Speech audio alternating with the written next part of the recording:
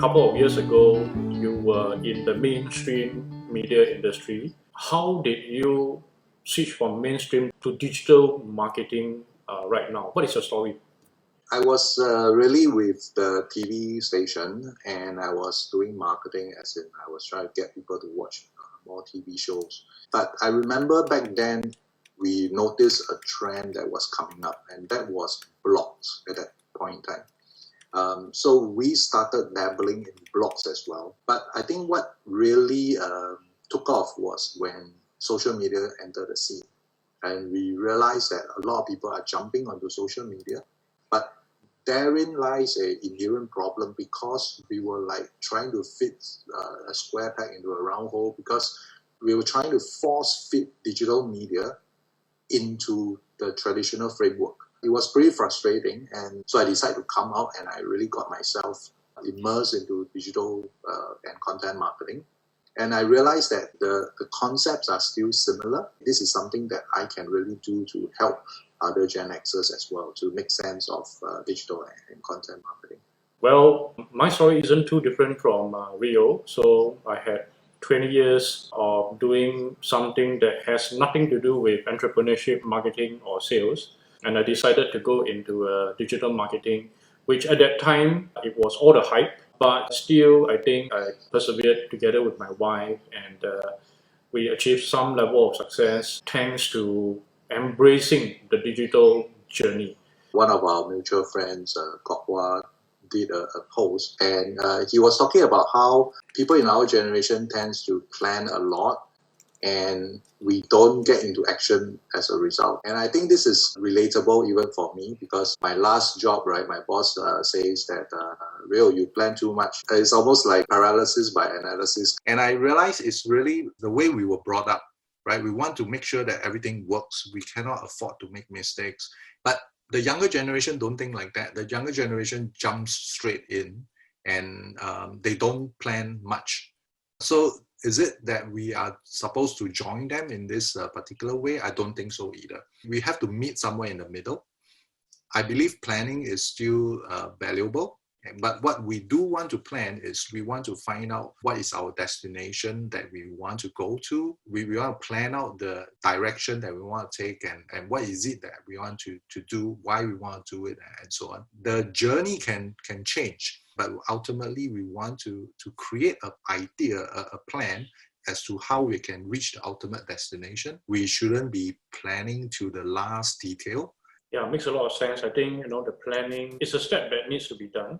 After the planning is to think about what is our purpose for going into digital. I think too many people go into digital for the wrong reasons. One, they find that it's sexy. Number two, maybe they have been sold that going into digital, you make a lot of money very easily. But we all know that that isn't really true. And so what is that purpose that we need to have to guide us really to traverse this journey? So for me, my wife and I, we set up a purpose, and our purpose was really to build two centers. One, childcare center, the other, a tuition center. And these two centers are to benefit 100 families who couldn't afford these services. And we knew that we need to do something about it, and that perhaps gave us the drive to achieve something like that. Well, if you think of purpose as the why we enter into the business, right, we need to understand also that when we go into this whole digital thing, it's almost like a quest, all right? It's like a journey. And for all the journey, after your whys, you want to know about your how. What are your beliefs? How will you manage your business? That will help you to decide on what kind of projects to take. And then finally, your what will really be your mission and vision. How does success look like to you? What is the ultimate thing that you want to do in order to reach that vision? I believe that businesses exist in order to help people. And so really understanding this purpose, your beliefs and your vision and all that, that will provide you with the compass. The actual things that you do can change, and we know it will change because technology is just changing too fast, right? But at least we know that even though we take detours, even though the journey takes a bit longer, ultimately the compass is there to guide us to the destination that we want. Maybe at this point, Colin, you can share a little bit like what kind of skills and tools do you think is really needed for a Gen-Xer to jump into this journey, this quest? Number one, tool, social media. I think we cannot run away from that. What does the market want right now? What is the trend right now? What is the norm right now? Because social media wasn't really a norm when we were 20 years old. But now I fully understand and embrace it. And I guess this is what we need to understand when it comes to tools. So social media is one thing that we cannot run away with right now, because if you're not on social media, you might be the odd one out. Which social media platform? I guess Facebook is one big thing, and especially if our target audience, our potential clients and our prospects are also Gen-Xers like us and maybe Gen Ys as well. Facebook makes the most sense because this is where most of us gather. If you are targeting the youngsters, like for example, the millennials, maybe Instagram is something that is a lot more useful for you. And if you are targeting the even younger people, the Gen-Z, the teenagers right now, in the Singapore context at least, many of them are starting to use TikTok, if not already on there. A second tool that I think we really need to explore is videos. And especially this month during the circuit breaker, videos has exploded. Today, a lot of us cannot do face-to-face, and we have to rely on video. Video was a pretty natural thing for me to go into. I think we just need to get used to the idea of talking into a camera instead of talking face-to-face to people. Now, it's not about the equipment that you have, the lightings that you have. It's really about your message. Just before this circuit breaker, I was still in the notion that I can survive only on Facebook and LinkedIn, nothing else. But I get it only during this circuit breaker, and I am beginning to venture into TikTok videos right now. It is never about the silly things that you do. It is about just getting yourself out there. So really, this is the new form of television, if you will. One of the important concepts that Gen-Xers or boomers needs to understand is social media is media. In the past, you can only watch TV. Now, the so-called TV is in your hands, is in your control, So that's why it is so important to get into social media, because now you decide how you want to use the media. What we do want to know is what is the reason behind its success. Then we are always ready when the new tool comes up, then we will be able to know how to use it well and know how to tap onto it.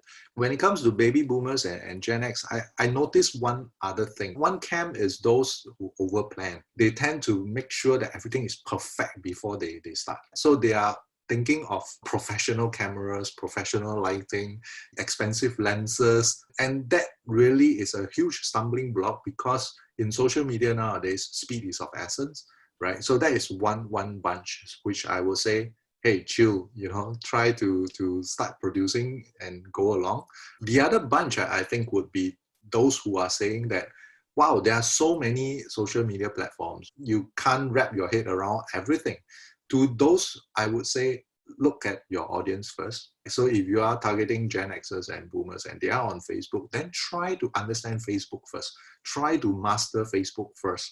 And of course, like what Colin shared as well, we need to keep an eye open for what's coming up next. But we don't want to be overwhelmed at the onset.